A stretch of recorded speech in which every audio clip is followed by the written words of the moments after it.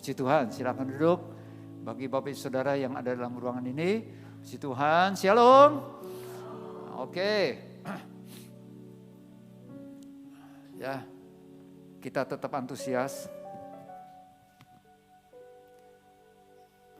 Izinkan saya buka masker karena saya sering pakai kacamata berembun. Kalau berembun, semuanya kabur. Bukan kabur pergi, samar-samar gitu. Ya, puji Tuhan. Tapi kalau gini kan jelas, ya. Tapi sekalipun saya harus pakai kacamata kalau baca, masih tetap bisa bedakan uang 10.000 dan 100.000. Percayalah saudara ya. Oke. Nah, Bapak Ibu Saudara yang dikasih Tuhan, bulan ini kita bicara tentang krisis. Ya. Sementara ada khotbah-khotbah yang bicara tentang berkat. Wes. Tapi GBI, Hosana GBI Jalan Surya Pranoto 87B, Jakarta Pusat, fokus kita khotbah mingguan itu kepada krisis. Ya, krisis. Baik krisis global maupun krisis pribadi, krisis keluarga, ada krisis ekonomi, ada krisis kasih, ya, krisis sosial, krisis keamanan, krisis kepercayaan dan sebagainya. Krisis, ya. Oke, Bapak Ibu Saudara ini kasih Tuhan teman-teman. Krisis, katakan sama-sama krisis. Katakan krisis. Siapa yang suka krisis? Angkat tangan. Suka nggak suka, krisis itu datang. Tapi bagaimana kita bisa menyikapi krisis itu? Apakah karena krisis kita jadi kritis? Nah, itu tergantung dari kita.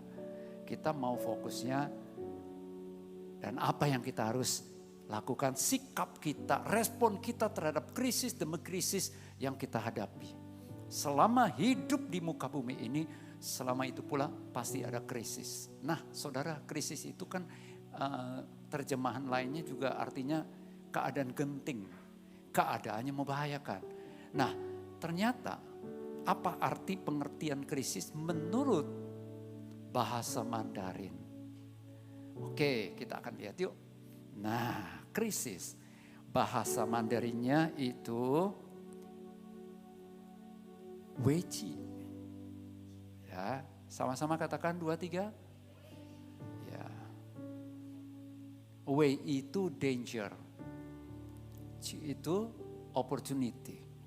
Danger itu apa? Bahaya. Opportunity, kesempatan, peluang gitu loh. Katakan sama-sama peluang. Oke, ternyata krisis itu dua sisi pengertiannya. Bukan membahayakan saja, tetapi bisa jadi kesempatan. Dan memang kesempatan. Kalau teman-teman Bapak Ibu Saudara buka di Google, itu banyak kesaksian bagaimana orang menyikapi krisis dengan sudut pandang yang benar. Nah, kalau dari terjemahan bahasa Mandarin tadi, ya dikatakan itu krisis itu punya pengertian, satu danger, satu lagi apa? Opportunity. Boleh dibuka lagi? Molmet, thank you Vin. Weiqi. Nah saudara, ini seperti mata uang logam, seperti ya. Yang satu sisinya ini opportunity, yang satu lagi danger atau bahaya. Nah tergantung dari kita. Kita menyikapi krisis yang terjadi itu,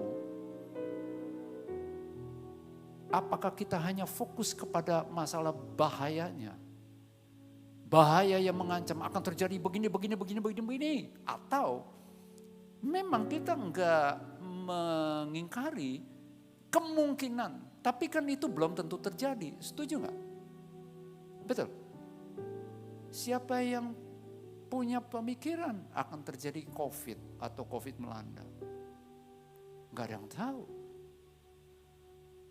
seperti uang logam ini, enggak bisa dipisahkan Bapak Ibu Saudara teman-teman. Wage, bahaya, tapi kesempatan. Oke? Ada seorang pengusaha, sebelum pandemik, dia punya usaha, sepertinya konsultan. Ya, konsultan apa gitu. Dia hanya punya karyawan 3 orang. Tapi dia tekun terus loh. Pandemik membuat orang kan lockdown istilahnya kan. WFH dan sebagainya. Saudara, tahu sekarang dia punya karyawan berapa? Tadinya 3 orang, sekarang 30.000. Kok bisa? Tergantung dari cara kita memandang. Nah ini saya bagikan kepada Bapak Ibu Saudara teman-teman, ini juga buat saya. Oke. Nah sekarang kita akan lihat yuk. Ternyata krisis ini juga dialami banyak terjadi di Alkitab. Sejarah bangsa Israel. Nah diawali dari atau yang saya ingin bagikan dari bapa leluhur bangsa Israel. Silakan. Pada zamannya Ishak, yaitu anak Abraham. Ishak kan anak perjanjian, bukan Ismail. Ishak itu anak perjanjian. Dan dinantikan oleh orang tuanya. Sejak Tuhan janjikan, akhirnya lahir. Tahu berapa lama? 25 tahun dijanjikan Tuhan. Umur 100 tahun ayahnya Abraham baru diberikan anak. 25 tahun menantikan anak perjanjian. Lama menurut manusia, tetapi tepat menurut Tuhan. Nah ini kita harus pahami ya. Nah, saudara, Alkitab di dalam Kejadian 26 ayat 1 katakan begini. Maka timbullah kelaparan di negeri itu. Jadi kelaparan bukan terjadi lokal di keluarganya Ishak. Bukan hanya di daerah tempat Ishak tinggal, tetapi di negeri itu, satu negeri loh. Ini bukan kelaparan yang pertama yang telah terjadi dalam zaman Abraham. Artinya apa? Kelaparan terjadi lebih dari sekali, berkali-kali. Tapi kok mereka, Abraham dan juga anaknya bisa tetap eksis. Menghadapi krisis, keluar dari krisis. Kalau saya boleh pakai istilah saya tuh menang. Melewati krisis. Oke, nah kita akan lihat, kita akan belajar. Kok bisa Ishak ini? Kenapa? Bagaimana? Ternyata ini kuncinya saudara. Nah saudara, apapun keadaan saudara dan saya teman-teman. Juga beberapa waktu lalu, saya ulangi kembali tadi pagi saya sudah sampaikan. Telah terjadi atau akan terjadi krisis pangan yang luar biasa dari dalam tahun ke depan, tahun 2023 atau 2024. Artinya apa? Terutama Bapak Presiden kita sampaikan begini, artinya kita mengantisipasi. Nah saudara, mari sama-sama kita hadapi krisis. Kita nggak bisa lari dari krisis. Saudara, saya mau kabur kemana? Memang ada sih. Sedang diusahakan itu pesawat ruang angkasa. Ya saya sempat nonton itu klipnya, biayanya mahal banget. Mahal banget. Wah. Nah saudara, apakah kita mau lari ke sana? Yang Tuhan mau bukan lari, tapi hadapi. Katakan hadapi. Kasih tahu sebelahnya yang di ruangan ini, kalau ada saudara di rumah, sebelahnya istri atau suaminya, anaknya, katakan hadapi. 2, 3. Kalau tunjuk sebelah tuh lihat mukanya, entar tersinggung loh. 2, 3. Hadapi, amin. Tapi bagaimana menghadapinya? Kalau salah menghadapi, krisis bisa menjadi kritis kita. Oke, nah kita akan lihat yuk sama-sama. Ternyata ini kuncinya. Next. Mulmet, silakan, Elvin. Oke, hadapi krisis dengan apa? Iman dan perbuatan. Hadapi krisis dengan iman dan perbuatan. Hadapi krisis dengan iman dan perbuatan. Hadapi krisis dengan iman dan perbuatan. Sekali lagi, hadapi krisis dengan iman dan perbuatan. Seperti apa? Nah, next. Saudara, ada 3 hal sehubungan dengan iman dan perbuatan. Siapa yang mau bukan menjadi pecundang, tetapi menjadi pemenang. Seorang pemenang bukanlah mereka yang tidak pernah gagal, tetapi mereka yang tidak pernah berhenti mencoba. Tidak lari dari kenyataan, dari fakta atau dari masalah, tapi dihadapi. Tapi bukan dengan kekuatannya dia sendiri semata-mata, tapi dengan iman dan perbuatan. Seperti apa? 3 hal. Yang pertama, kita belajar dari Ishak. Kejadian 26 ayat 2-6 katakan begini. Lalu Tuhan menampakkan diri kepadanya kepada Ishak. Setelah ketika Ishak mengalami dan keluarganya tentunya mengalami kelaparan, krisis pangan. Luar biasa, apakah krisis ekonomi juga tidak disebut. Belum ada istilah ekonomi saat. Saudara, ketika ada masalah datang begitu berat bahkan membahayakan, percayalah Tuhanmu dan Tuhanku tidak pernah berhenti untuk menyertai kita. Tuhanmu dan Tuhanku tidak pernah berhenti untuk berfirman. Oke? Tuhan tidak pernah berhenti berfirman. Kecuali kita sendiri yang menutup telinga kita. Nah, firman Tuhan katakan begini. Kejadian 26 ayat 2-6. Silakan caption. Janganlah pergi ke Mesir. Diamlah di negeri yang akan kukatakan kepadamu. Pertama kali Tuhan katakan apa? Jangan pergi ke Mesir. Kenapa? Tuhan berfirman bukan tanpa alasan. Saya sih punya penafsiran, punya pengertian begini. Kemungkinan besar Ishak dan keluarganya, Ishak ya sebagai kepala keluarga, sudah punya rencana mau pergi mengungsi ke Mesir. Itu sebabnya Tuhan sampaikan. Enggak mungkin Tuhan sampaikan sesuatu yang tidak ada alasannya. Alkitab saya mencatat, untuk segala sesuatu yang Tuhan ciptakan punya tujuan dan punya alasannya. Nah, Tuhan katakan jangan pergi ke Mesir. Wow, pertama kali enggak dikatakan Ishak anakku, anak perjanjianku. Enggak loh. Langsung dikatakan apa? Jangan pergi ke Mesir. Oke, next, lanjut, silakan.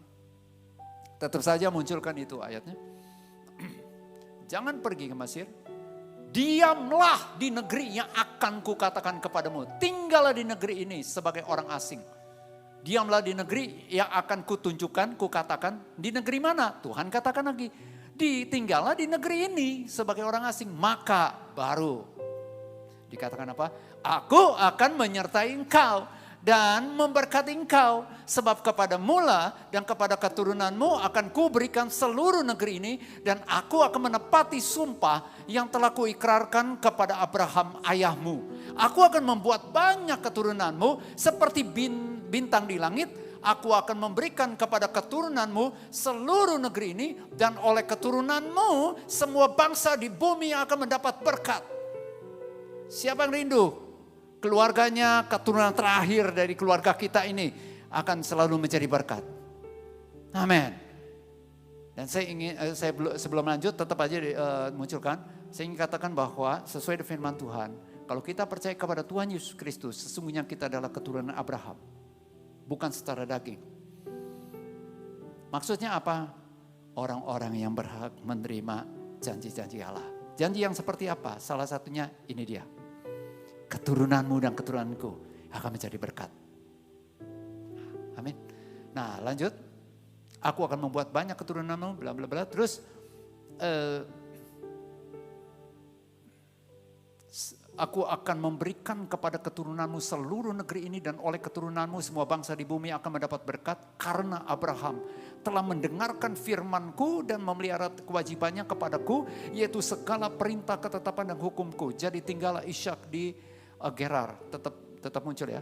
Saudara, tahukah saudara bahwa boleh di ini kan ya. Saudara, kalau saudara perhatikan banget firman Tuhan tadi, oleh karena Abraham taat, ketaatan Abraham itu berdampak kepada keturunannya, bahkan kepada saudara dan saya. Saudara, kita jangan egois, jangan egosentris. Percayalah, apa yang kita lakukan ini akan berdampak kepada keturunan kita nanti. Setuju? Ketaatanmu dan ketaatanku jangan dianggap itu sia-sia. Itu akan berdampak kepada keturunan kita selanjutnya. Dan mari kita mempercayai bahwa keturunan kita kelak akan menjadi berkat dimanapun mereka berada. Anak-anak kita, bukankah firman Tuhan juga katakan, anak cucu orang benar tidak akan pernah tidak akan meminta-minta. Bahkan sebaliknya akan menjadi berkat. Dalam kitab Ulangan dikatakan apa? Akan menjadi kepala bukan ekor. Bukan meminjam tetapi memberi pinjaman. Wow. Perhatikan dong. Betapa seriusnya kita mengiring Tuhan. Bukan sekedar menjadi orang yang beragama Kristen. Belum tentu orang yang beragama Kristen itu taat firman Tuhan. Percaya kepada Tuhan Yesus. Termasuk saya. Saya harus mengintrospeksi terus diri saya. Apakah saya benar-benar memperhatikan firman Tuhan, mentaati firman Tuhan. Karena apa? Dampakku ketika aku mentaati firman Tuhan kepada anak-anakku nanti, kepada cucuku dan sebagainya. Paling tidak aku boleh menjadi contoh teladan yang benar. Oke. Nah saudara, kembali lagi caption tadi. Prinsip yang pertama, 3 hal. Yang pertama adalah ketika kita menghadapi krisis, yaitu kita harus perkuat iman kita. Klik. Perkuat iman kita. Kenapa? Mulai dengan iman. Iman dari segala dasar dari segala sesuatu yang kita harapkan. Bukti dari yang tidak kita lihat. Kita melangkah dengan iman. Bahkan perjanjian baru katakan gini loh, segala sesuatu yang tidak dilakukan dengan iman, dosa loh. Mohon maaf. Ini juga buat saya. Betapa seriusnya kita mengiring Tuhan. Betapa seriusnya kita dalam soal iman. Iman kita menentukan seluruh aspek kehidupan kita, saudara. Iman. Nah, perkuat iman bagaimana caranya? Tidak ada lain. Melalui apa? Firman Tuhan. Katakan firman Tuhan. Ya. Jadi yang namanya, pakai istilah ya, makan firman itu jangan irit-irit saudara. Cukup 1 hari 1 ayat. Begitukah? Sudah mengiring Tuhan jadi, maaf kalau saya boleh katakan, sudah jadi orang Kristen berapa tahun? Masih baca Alkitabnya tiap hari hanya 1 ayat. Perbanyak 1 perikop dulu sekarang sampai selama-lamanya seperti Tuhan Yesus. Enggak. Tuhan Yesus adalah pribadinya adalah firman. Saudara, biar kita terus sebanyak mungkin kita baca, makan firman Tuhan. Bukan untuk orang lain, memang dampaknya nantinya kepada orang lain. Tapi terutama kita sedang memperkuat iman kita. Lewat firman. Tapi selain lewat firman, tolong perhatikan saudara. Ya, caption berikutnya. Saudara, ini kedua kali Tuhan menampakkan diri dan berfirman kepada Ishak. Silakan. Nah, Kejadian 26 ayat 24 sampai 25 dikatakan begini. Next. Klik. Terus sekali lagi. Lalu pada malam itu Tuhan menampakkan diri kepadanya serta berfirman, "Akulah Allah ayahmu, Abraham. Janganlah takut." Kalau saya boleh istilahnya pakai intonasi ya. Ya kembali lagi saya katakan, Tuhan berfirman kepada Ishak. Dalam keadaan Ishak seperti apa? Kita bisa lihat firman-Nya Tuhan. Kalau Tuhan katakan, akulah Allah ayahmu Abraham. Kalau bertanya, Ishak kau jangan takut. Sebab aku menyertai engkau. Aku akan memberkati engkau. Dan membuat banyak keturunanmu karena Abraham hambaku. Tuhan memberikan kekuatan loh.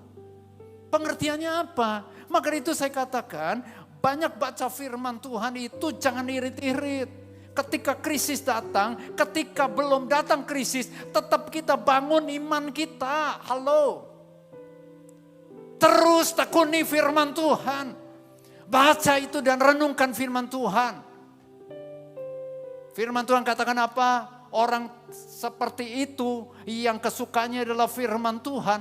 Dia akan seperti pohon yang ditanam di tepi aliran air yang menghasilkan buahnya pada musimnya. Yang tidak pernah layu daunnya. Dan apa saja yang diperbuatnya? Yes. Bukan apa saja yang suka-suka kita mau. No. Oleh karena kita menyatu dengan firman. Otomatis apa yang kita pikirkan, apa yang kita mau, apa yang kita kerjakan. Itu selaras dengan firman Tuhan. Itu pengertian aku menyertai engkau. Artinya apa saudara? Artinya Ishak mau enggak aku sertai? Kalau Ishak mau disertai Tuhan. Bukan Tuhan nurutin Ishak. Tapi Ishak harus nurut Tuhan. Setuju enggak? Nah biar saudara Bapak Ibu. Teman-teman pegang ini 2 janji paling tidak ya. Bahwa Tuhan menyertai kita dan keluarga kita. Dan Tuhan memberkati kita dan keluarga kita. Amin. Tapi persoalannya mau gak kita disertai. Bicara tentang penyertaan Tuhan. Bukan Tuhan nurut kita tapi kita nurut Tuhan. Bagaimana kita tahu maunya Tuhan? Simple, yaitu dari firman. Ada kalanya Tuhan bicara lewat lewat intuisi, lewat hati nurani, is okay. Tetapi itu harus diuji saudara. Ada orang katakan firman Tuhan, kata Tuhan berfirman kepadaku bahwa engkau harus begini-gini. Saya ingin katakan, cek kebenarannya dari firman Allah.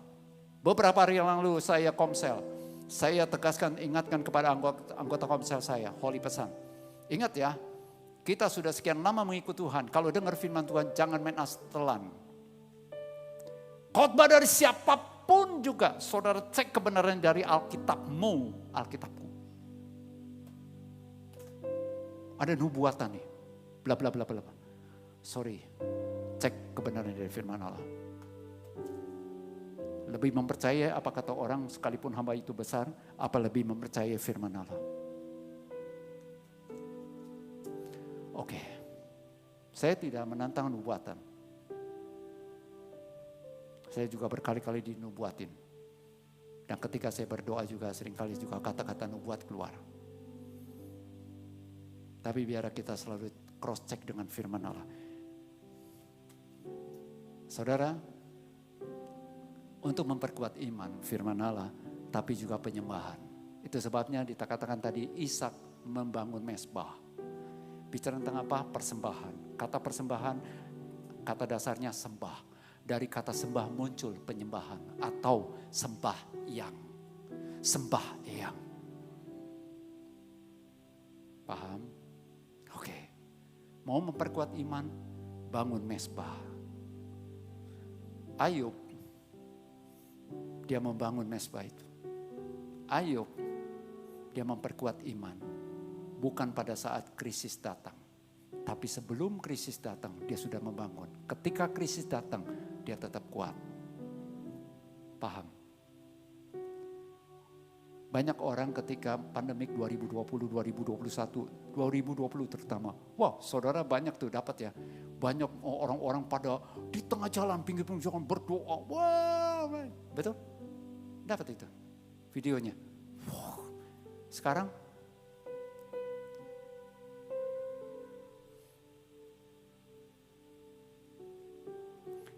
jangan pernah berhenti untuk memperkuat iman kita. Untuk diri kita. Ketika kita kuat, kita bisa menguatkan orang lain. Bisa menguatkan suami, bisa menguatkan istri, bisa menguatkan anak-anak. Anak-anak bisa menguatkan orang tuamu. Oke. Perkuat iman. Seperti Lidi ini. Ini lemah. Kalau saya boleh analogikan, ini seperti kita nih. bisa patah nih. Biar kita bergantung melekat. Sama yang kuat. Tidak tergoyahkan, tidak bisa dipatahkan. Sementara lidi ini melekat, bahkan nempel, merekat, bukan merekat saja, melekat. Bahkan Alkitab katakan tinggal di dalam Yesus. Krisis sebesar apapun boleh datang, tetapi orang yang melekat dan tinggal di dalam Tuhan, dia akan tetap kuat, tidak goyah. Walau 1000 rebah di sisiku, Kau tetaplah Allah. Betul? Walau 10.000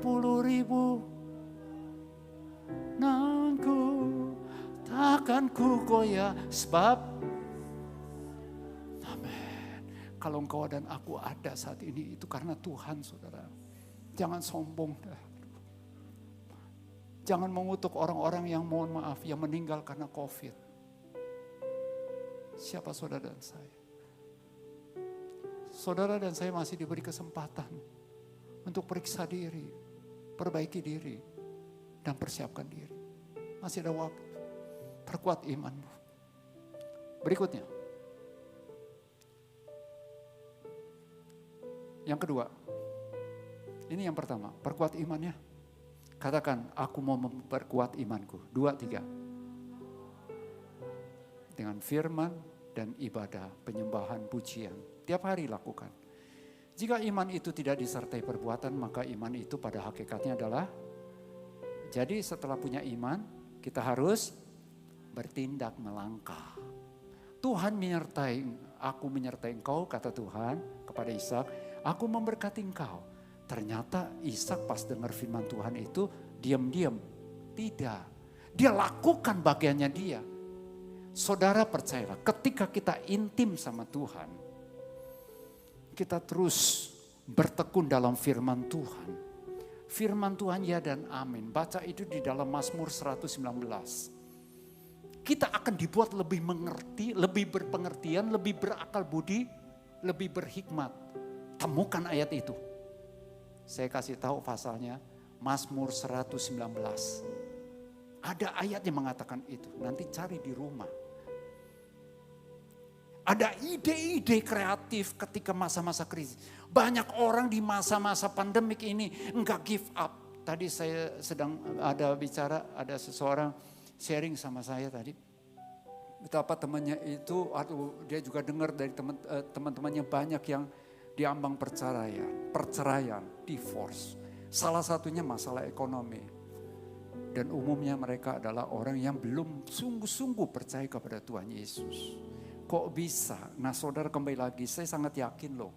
Orang yang bertekun di dalam firman Tuhan, hubungan pribadi dengan Tuhan tiap hari terus, dia tidak akan goyah. Paling tidak, saudara, sekalipun lockdown, banyak orang-orang juga anak-anak Tuhan survive kok. Dan saya sampaikan ini, sebelumnya saya mengadakan podcast. Tapi enggak di-shooting karena memang mendadak, saya telepon saja. Saya tanya, paling tidak ada 3 orang profesional di gereja kita ini. Nah mereka ini sampaikan hal-hal yang saya lihat prinsipnya tuh sama. Ternyata mereka enggak janjian di 3 orang ini. Prinsipnya sama. Yang pertama, mereka percaya kok Tuhan enggak pernah tinggalin. Ini mereka percaya kok bahwa Tuhan pasti memberkati, Tuhan memberikan jalan keluar. Wow, itu yang pertama, iman. Yang kedua adalah, silakan next.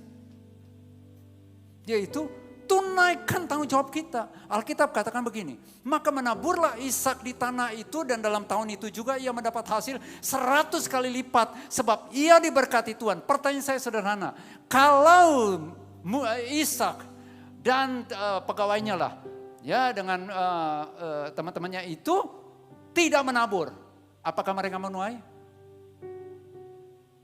Halo? Kan Tuhan memberkati. Nah ini, Tuhan kerjakan bagiannya, kita kerjakan bagiannya kita. Baru terkonek tuh. Saya juga lagi belajar. Tuhan memberkati, yes. Tapi berkatnya dari mana? Ya kita harus bekerja. Karena ada berkat-berkat yang Tuhan telah siapkan di situ. Bapak, Ibu, Saudara, teman-teman.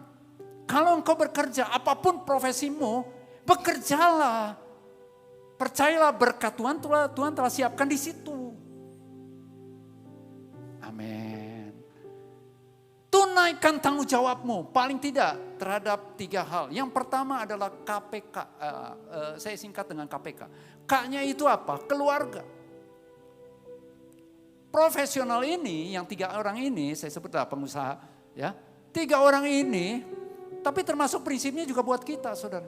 Mereka sibuk banget, pergi keluar kota atau ngurus usahanya, dagangannya dan sebagainya. Tetapi Sabtu dan Minggu dia harus pergunakan waktu untuk keluarga. Tapi bukan berarti mengabaikan ibadah.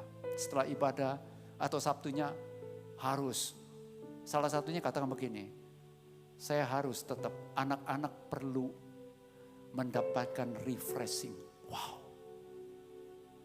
Dalam keadaan krisis, menghadapi krisis, tetap lakukan tanggung jawab kita terhadap keluarga kita. Amin.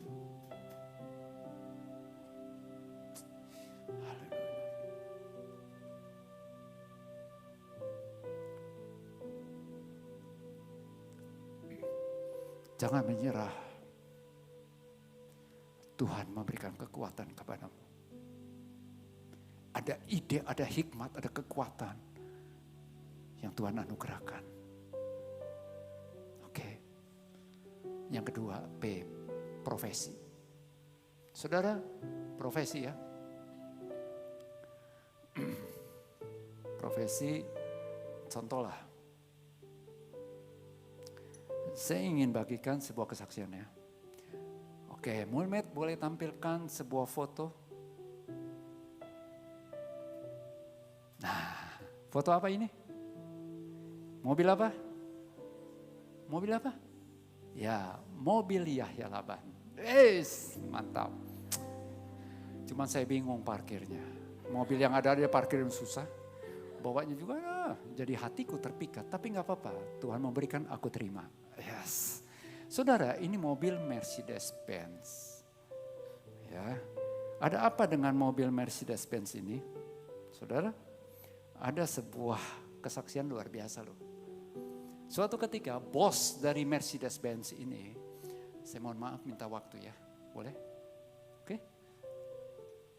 Bos dari perusahaan otomotif terbesar di dunia ini, Mercedes-Benz, dia sebutlah Mr. Benz, dia mengalami kerusakan ledengnya. Ledengnya entah kerannya, bocor pokoknya. Wah, lalu disarankan oleh temannya Mr. Benz, direferensikan seorang tukang ledeng. Nah, lalu si Mr. Benz hubungi si tukang ledeng.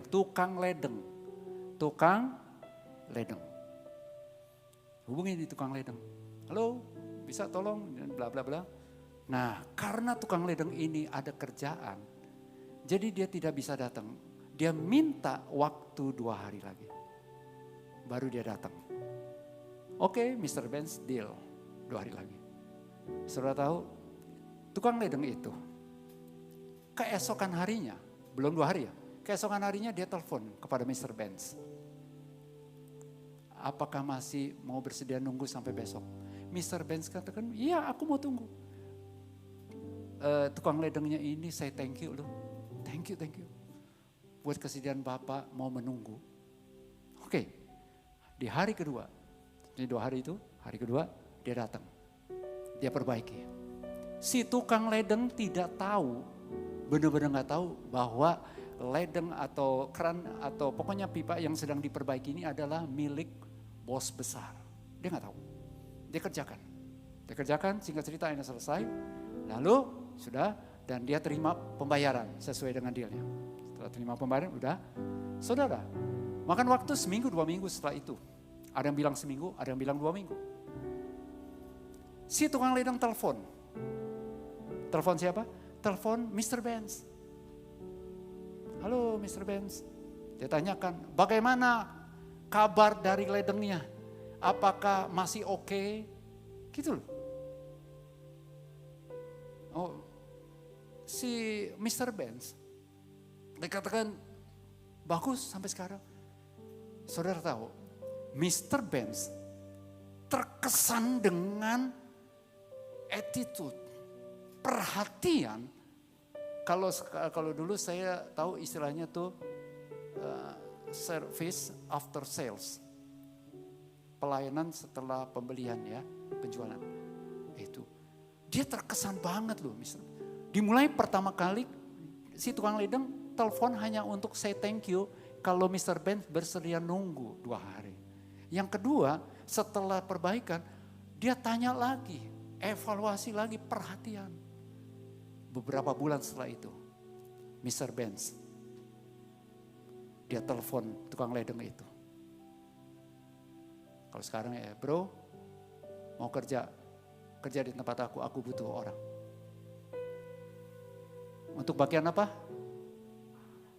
Bukan perledengan, bukan urusan keran, mobil enggak. Bukan urusan salur menyaluran, tapi soal customer, kepuasan customer, ya, satisfaction-nya. Nah, dia kerja. Siapa enggak pernah kebayang tuh si tukang ledeng, akhirnya dia kerja sungguh-sungguh. Selang berapa waktu, karena Mr. Benz lihat dampak dari perhatian dia, karena sudah menjadi naturnya, memperhatikan customer begitu rupa. Dia diangkat menjadi GM, General Manager, Satisfaction Customer and Public Relation, General Manager. Dia namanya Christopher L. L-nya apa? Saya pikir-pikir mungkin Laban. Enggak lah. Christopher L. Wow. Saudara, ini yang namanya tanggung jawab terhadap profesi. Setuju? Profesimu apa? Di rumah sebagai apa? Di kantor, di pekerjaan, usaha sebagai apa? Di gereja sebagai, ya kita tanggung jawab saja. Apa yang bisa kita lakukan? Tunggu waktunya Tuhan. Promosi datangnya dari Tuhan. Tuhan menyertai, Tuhan memberkati. Katakan sama-sama 2, 3. Dan yang ketiga terakhir. Yang pertama apa? 3 hal. Yang pertama yaitu perkuat iman. Yang kedua tunaikan tanggung jawab. Oh iya, tadi KPK ya, kayaknya belum yang terakhir. Itu kemampuan. Kalau saya boleh kontekskan, tadi seperti tukang ledeng itu. Terus saja tekuni. Dan saudara, profesi atau kemampuan saudara, skill saudara apa? Talenta atau talent saudara di mana? Saudara kembangkan. Saudara ikut seminar dan sebagainya untuk mengembangkan, mengupgrade saudara punya kemampuan. Tunggu waktunya Tuhan. Tuhan akan bukakan sumber-sumber, wadah-wadah di mana saudara yang selama ini terus meningkatkan itu akan tersalurkan. Saudara menjadi berkat lebih lagi. Oke, yang ketiga adalah setelah iman tanggung jawab, yang ketiga apa? Next, yaitu jaga hubungan. Nah, oleh karena waktu, saudara di dalam satu perikop ini bicara tentang hubungan juga loh saudara. Tahukah saudara bahwa zaman saat itu kan perusahaannya istilahnya usahanya si Ishak diukur dari banyaknya kambing domba. Kambing domba butuh makanan tapi butuh air. Nah mereka gali-gali sumur yang dulu-dulu ini ada tapi direbut terus oleh orang-orang Gerar, orang-orang yang di sekitar itu. Saudara tahu respon Ishak bagaimana? Saudara, ini yang sangat penting loh saudara. Bagaimana kita menjaga hubungan? Saya temukan ketika renungkan luar biasa. Itu sampai disebut pertama kali sumur itu adalah sumur pertengkaran. Kenapa? Karena bertengkar. Ishak tipenya gak mau bertengkar. Akhirnya dia mengalah. Katakan mengalah. Dia gali lagi, direbut lagi. Ini bukan air kamu, ini air kami. Kata mereka, Ishak, karena dia pegang janji Tuhan, aku menyertai engkau, aku memberkati engkau. Hei, berkat Tuhan gak di sini aja. Engkau ambil silakan. Dan Tuhan sanggup membuka berkat atau pintu berkat lain. Setuju? Dan itu benar saudara baca deh. Di dalam Kejadian pasal 26 ini. Betul, dia mengalah lagi. Nah, Ishak menamakan sumur yang terakhir itu apa? Permusuhan. Nah, saya dapat pencerahan begini loh. Saudara, untuk menjaga hubungan dimulai dengan hindari pertengkaran. Kalau muncul pertengkaran, sebaiknya kita undur. Amsal katakan begini, tadi malam juga kami baca Alkitab, 2 malam yang lalu ya. Jadi saya dan istri saya dan anak saya. Jadi memulai pertengkaran adalah seperti membuka keran air. Jadi undurlah sebelum itu perbantahan terjadi. Artinya apa? Mengalah. Mengalah sebagai pemenang. Katakan, mengalah sebagai pemenang. Dan terakhir, akhirnya dia juga dapat sumur. Stop. Mungkin kewalahan itu orang-orang yang mau merebut itu sumur. Sampai di situ. Muncullah kata Rehobot. Artinya apa? Kelapangan, keluasan. Bebas. Hei saudara, mengalah saja. Oke. Ini loh, jaga hubungan dengan keluarga, dengan sesama. Kita praktekkan prinsip firman Tuhan ini. Dan terakhir saya tutup dengan ayat ini. 1 Korintus 10 ayat 13. Pegang ayat ini sebagai salah satu ayat pegangan kita ya. Kita baca sama-sama. 2, 3. Pencobaan-pencobaan yang kamu alami ialah biasa atau luar biasa? Biasa atau luar biasa? Biasa. Kata firman Tuhan, bukan kata saya. Yang tidak melebihi, siapa di sini manusia? Angkat tangan. Ternyata pencobaan yang kita alami tidak akan melebihi kekuatan kita. Oh, kita udah gak kuat. Jangan takut, ada kalimat selanjutnya. 2, 3. Sebab Allah, dan karena itu, karena Allah setia, Ia tidak akan lanjut. Pada waktu kamu dicobai,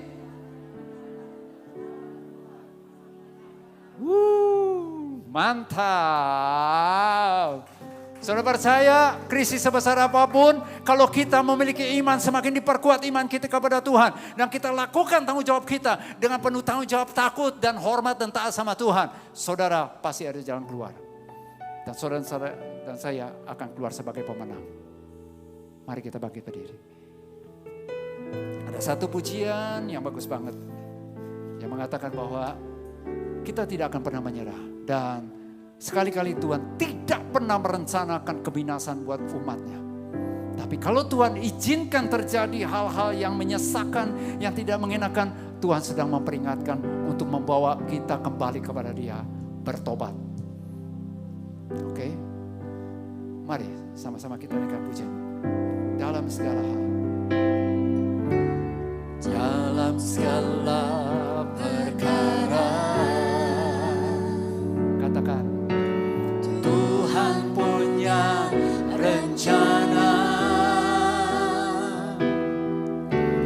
yang lebih besar dari semua yang terpikirkan. Katakan. Apapun yang kau berbuat,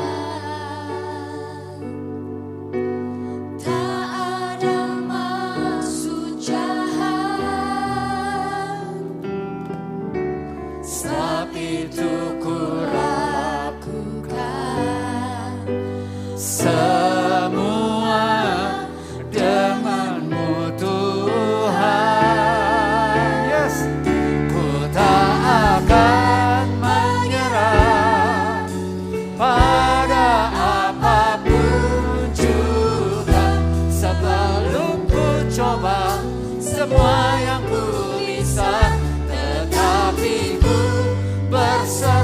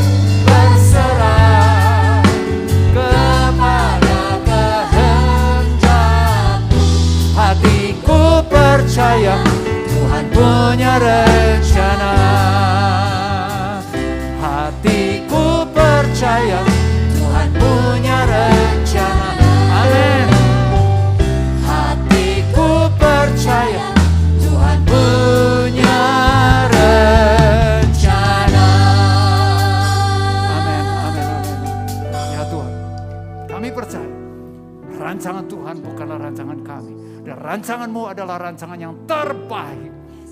Dan kami deklarasikan Bapa, di dalam nama Tuhan Yesus Kristus, tidak ada satupun rancangan Tuhan yang telah Tuhan rancangkan di sorga buat setiap kami dan keluarga kami yang tidak tergenapi. Semuanya tergenapi tepat pada waktunya Tuhan.